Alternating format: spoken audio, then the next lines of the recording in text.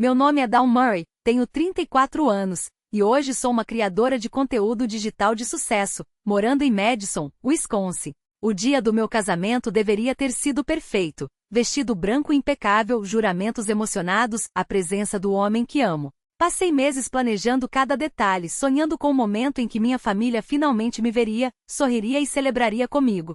Mas eles não apareceram. Nenhum telefonema, nenhuma mensagem, nenhum pedido de desculpas. Meus pais e irmãos simplesmente ignoraram, como se eu não existisse. Doeu, mas segui em frente.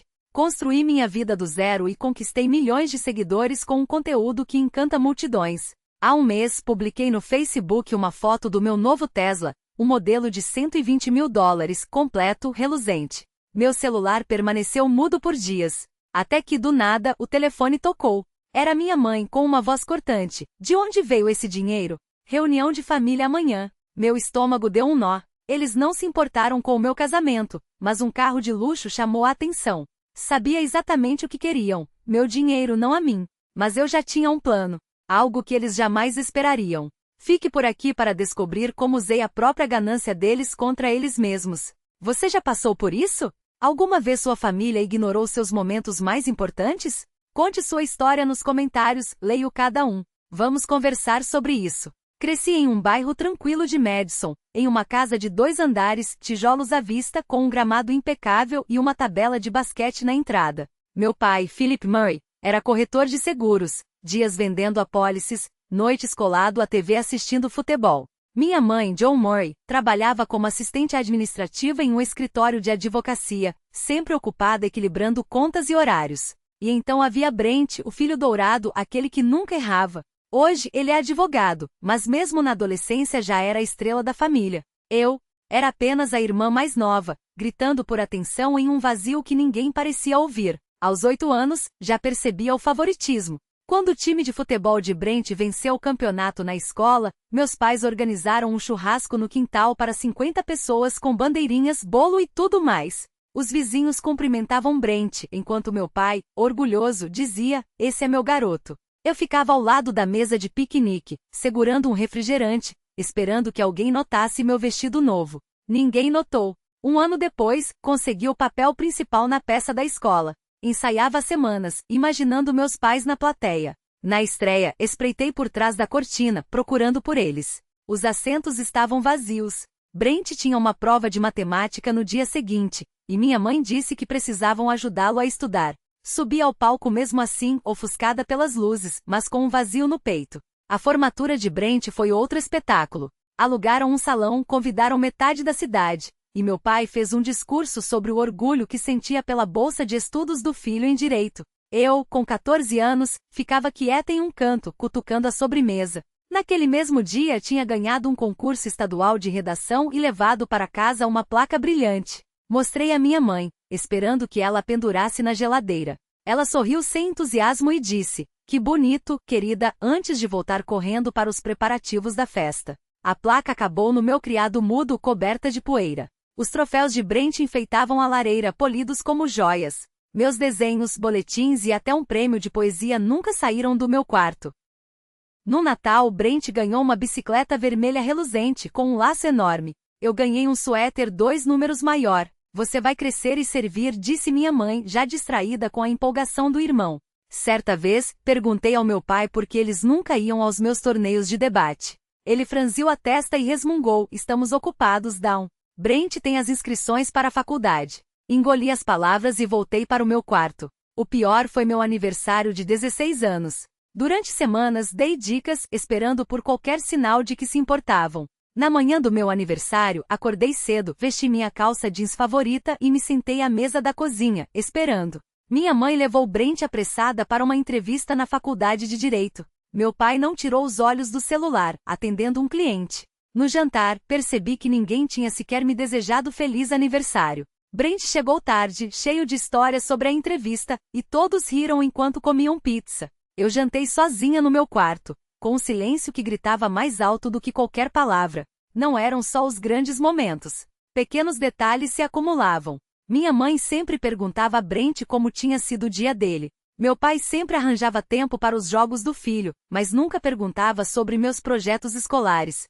Para os vizinhos, Brent era o orgulho da família. Eu era apenas a outra filha. Uma vez, uma vizinha perguntou à minha mãe sobre mim. Ela respondeu, distraída: "A Adal está bem. É quieta, fica no canto dela." Aquilo doeu mais do que qualquer ausência. Brent não era cruel. Às vezes me lançava um sorriso ou um bom trabalho, mecânico quando eu trazia boletins cheios de notas altas, mas soava como pena. Ele estava ocupado demais brilhando sob os holofotes para perceber que eu desaparecia nas sombras. Mais tarde, quando Lori Gibson, sua esposa, entrou para a família, encaixou-se perfeitamente. Elogios constantes a Brent, jantares para comemorar suas promoções. Quando os gêmeos Ella e Mason nasceram durante minha faculdade, todas as conversas giravam em torno deles. Eu só existia quando era útil, como babá, para que Brent e Lori pudessem ir a eventos chiques. Tentei me convencer de que meus pais achavam que Brent precisava mais deles, com suas ambições grandiosas e seu ego inflado. Talvez pensassem que eu estava bem porque nunca reclamava. Mas não estava. Cada momento ignorado, cada olhar distraído foi me corroendo por dentro. Comecei a escrever em um diário à noite, desabafando a dor, sobre a peça, o concurso, o aniversário esquecido. Aliviava um pouco, mas a ferida nunca sarava de verdade. Depois dos 16 anos, parei de buscar validação deles. Em vez disso, olhei para dentro de mim. Rabiscava ideias de vídeos em cadernos, observava criadores no YouTube construindo audiências do zero e sentia uma faísca acender. Pela primeira vez, entendi que não precisava da aprovação da minha família para brilhar. Podia criar algo só meu, algo que eles não poderiam ignorar. Não sabia como ainda, mas carreguei aquela faísca, decidida a provar que era mais do que a filha que esqueceram. Hoje, olhando para trás, vejo que aqueles anos me moldaram. A dor de ser invisível me empurrou para um caminho próprio. Não enxergava na época, mas aquela faísca me levaria além de Madison, além da família que nunca realmente me viu. Passo a passo, segui em frente, construindo uma vida em que jamais seria ignorada novamente. E foi justamente nas sombras do abandono que encontrei minha luz em uma aula de arte.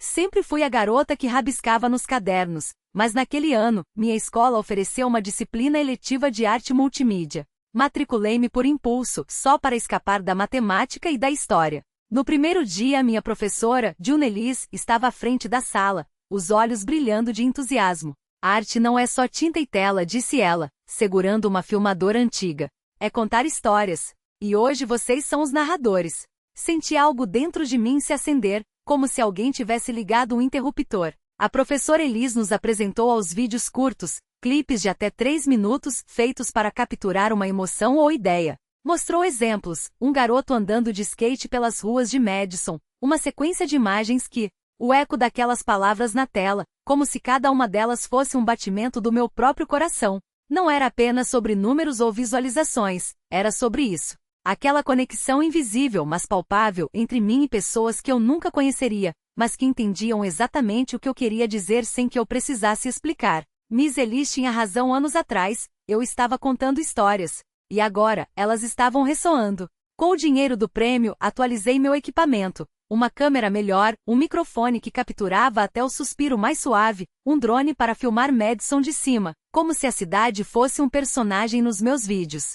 Cada peça nova era um voto de confiança em mim mesma. Não precisava de aplausos em casa para saber que estava no caminho certo. Mas o verdadeiro teste veio quando uma produtora local, a Laquefron Media, entrou em contato. Eles tinham visto meu trabalho no concurso e queriam que eu dirigisse uma série de documentários curtos sobre artistas independentes da região. "Queremos o seu olho", disse a diretora criativa, Sarah, durante nossa primeira reunião em um café cheio de estudantes e barulho de xícaras. "A maneira como você captura o cotidiano. É como se tivesse um superpoder para fazer o comum parecer extraordinário." Assinei o contrato com as mãos trêmulas. Não era só um trabalho. Era a prova de que aquelas noites em claro, aqueles cortes infinitos, aquelas dúvidas que me acordavam às 3 da manhã valiam alguma coisa. Pela primeira vez, alguém estava pagando pelo que eu via. Os primeiros episódios foram sobre um oleiro que transformava argila em xícaras, para pessoas que precisam de um lugar quente para pousar as mãos, como ele dizia. Uma poetisa que escrevia versos em guardanapos de bar, um músico de rua que tocava violino com os olhos fechados, como se cada nota fosse um segredo entre ele e o universo.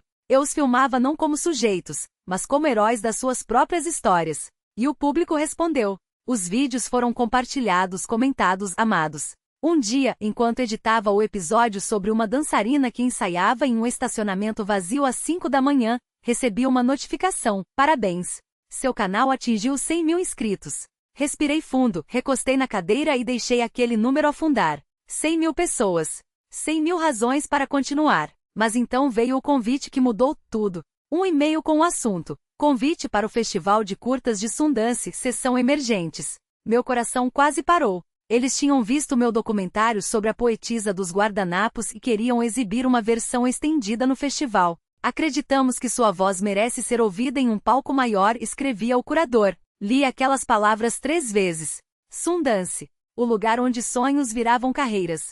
Onde pessoas como eu, garotas que começaram com uma câmera emprestada e um quarto cheio de dúvidas, eram descobertas. Liguei para Miss Elise antes mesmo de responder ao e-mail. Sua voz quebrou quando contei. Dom, ela sussurrou. Você sempre soube que era capaz. Agora o mundo vai saber também. Na noite antes de embarcar para Utah, fiz algo que não fazia há anos. Enviei uma mensagem no grupo da família. Vou para Sundance amanhã. Meu documentário foi selecionado. Não esperei resposta. Não precisava mais.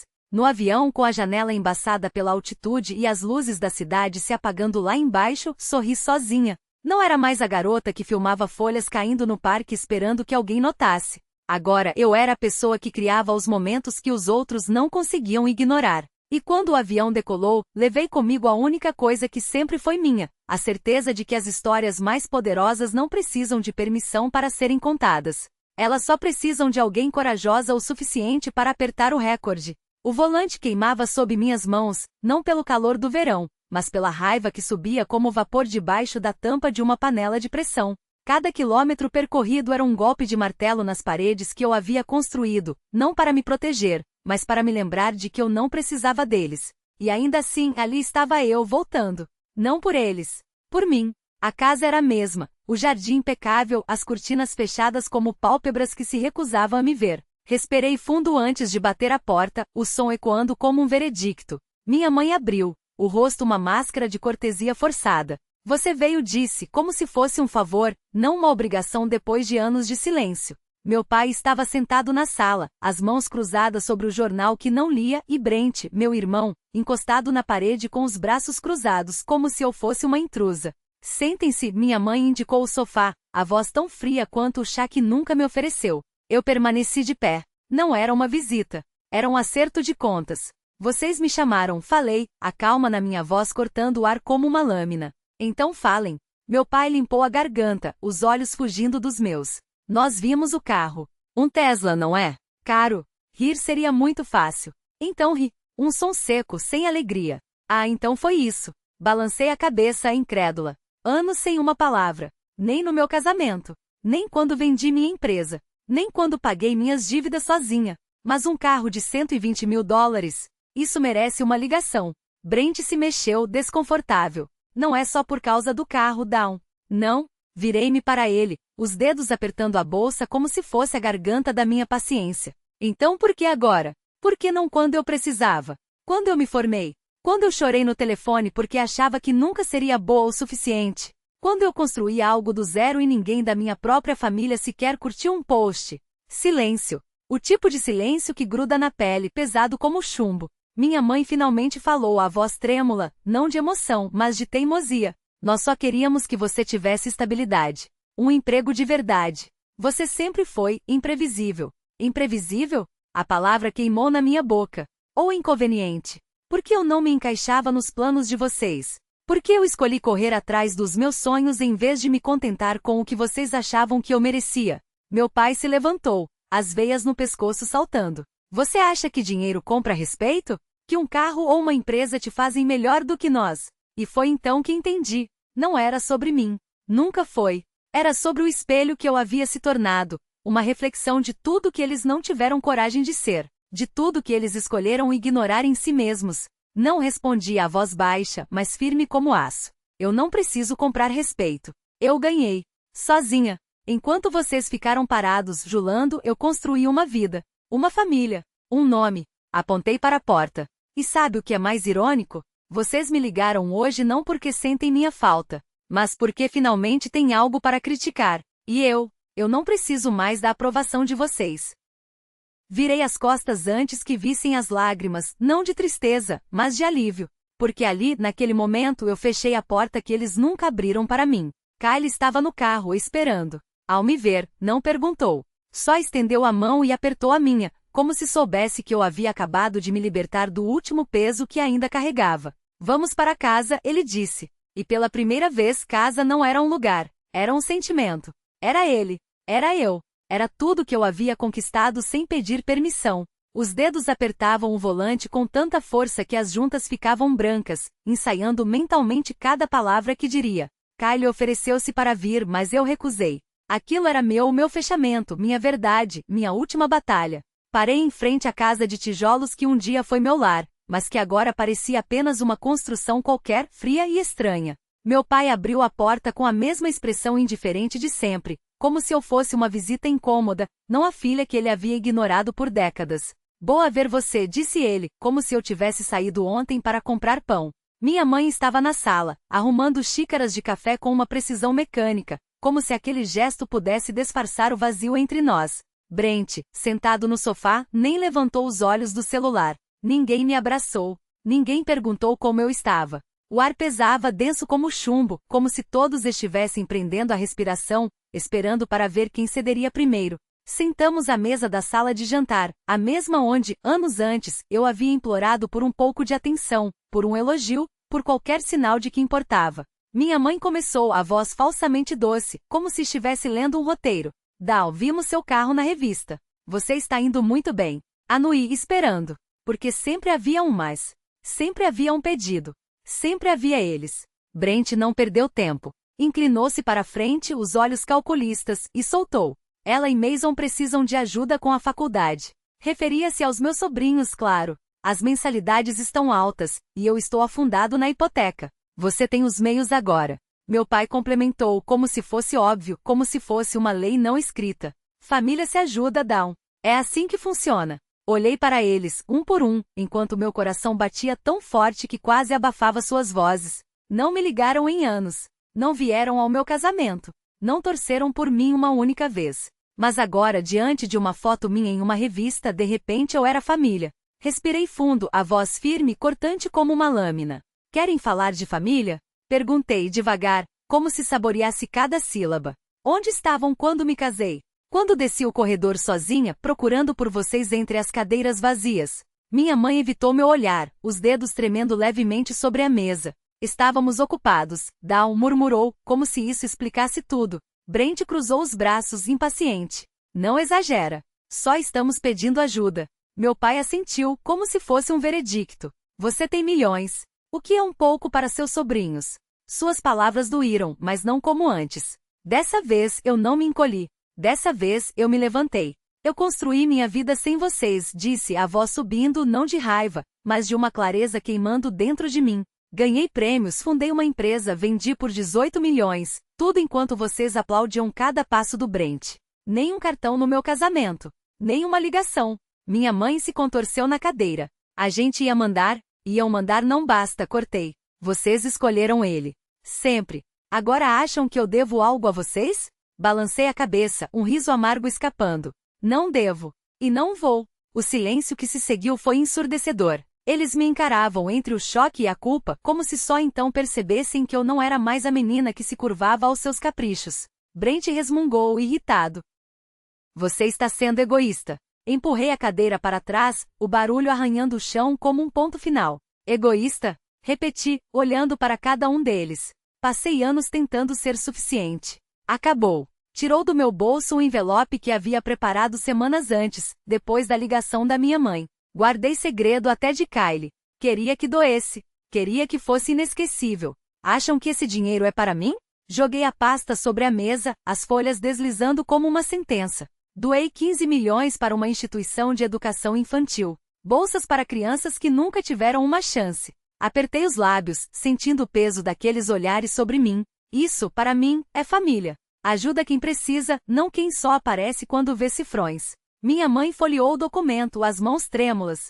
15 milhões, sussurrou como se não acreditasse. Meu pai ficou vermelho, a veia no pescoço pulsando. Você está jogando fora. Brent bateu a mão na mesa, furioso. Isso podia ter pago a faculdade da Ella e do Mason. Encarei-o sem pestanejar. Vocês é que deviam ter pago. Eu fiz isso por crianças que não têm ninguém. Respirei fundo, a calma voltando fria e definitiva. Vocês tiveram sua chance de ser minha família. Escolheram não ser. Virei-me para sair, o coração batendo forte, mas mais leve do que em anos. Minha mãe chamou a voz quebrando. Dawn, espera. Parei na porta sem me virar. Desculpa, ela disse, como se aquelas 2 sílabas pudessem apagar décadas. Não sabíamos como te magoamos. Quis acreditar. Quis, por um segundo, dar-lhes o benefício da dúvida. Mas desculpas tardias são como flores em um túmulo bonitas, mas inúteis. Sabiam, respondi baixo. Só não ligaram. Fechei a porta atrás de mim, e com ela, um capítulo que nunca deveria ter sido escrito com lágrimas. No carro, enquanto dirigia de volta para casa, pensei em Kyle, em seus pais, na vida que havíamos construído. Eles eram minha família agora, os que apareciam, os que torciam, os que amavam sem condições. A doação não era apenas uma resposta. Era um legado. Era transformar dor em propósito. As notícias se espalharam rápido. Mensagens de desconhecidos enchiam meu celular. Obrigada, você é uma inspiração, mudou a vida do meu filho. Não precisava mais da aprovação deles. Havia construído algo maior que sua rejeição. E pela primeira vez não olhei para trás.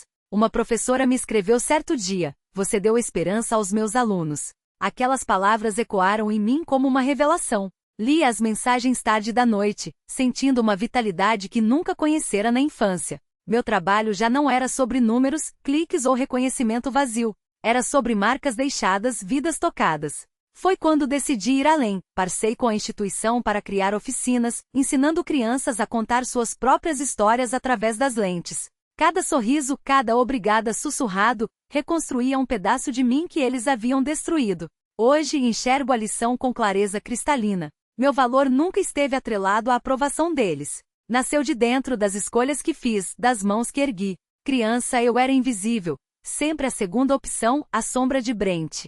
Mas essa menina não existe mais. Construí uma carreira, um casamento, um propósito. Tudo sem eles. Cortar laços não foi fechar uma porta. Foi abrir janelas para quem realmente me via. Não preciso de desculpas nem de orgulho alheio. Encontrei o meu. Às vezes ainda passo por Madison, pelos lugares que marcaram minha história. O parque onde gravei meus primeiros vídeos, a cafeteria onde Kyle cruzou meu caminho pela primeira vez. Essas memórias não doem mais. São páginas de um livro que eu mesma escrevi. Agora planejamos novos capítulos, viagens, talvez uma família. Os pais de Kyle já brincam com listas de nomes de bebês e nós rimos, imaginando o futuro. Ele não é mais um peso carregado de feridas antigas. É leve. É nosso. Penso neles, às vezes. Questiono se um dia entenderão o que perderam. Mas não me detenho nisso. Passei anos esperando que mudassem. Agora vivo por mim, por Kyle e pelas minhas do mundo, que precisam de alguém que acredite nelas antes que acreditem em si mesmas. Minha história deixou de ser sobre a rejeição deles. Tornou-se sobre minha força, minhas escolhas, meu coração. E a vocês que acompanham essa jornada, obrigada. Por estarem aqui, por transformarem minhas palavras em reflexão, minhas lutas em coragem.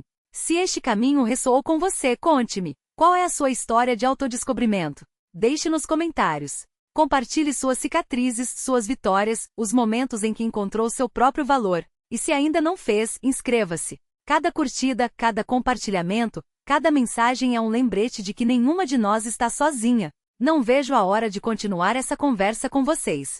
Obrigada por fazerem parte dela.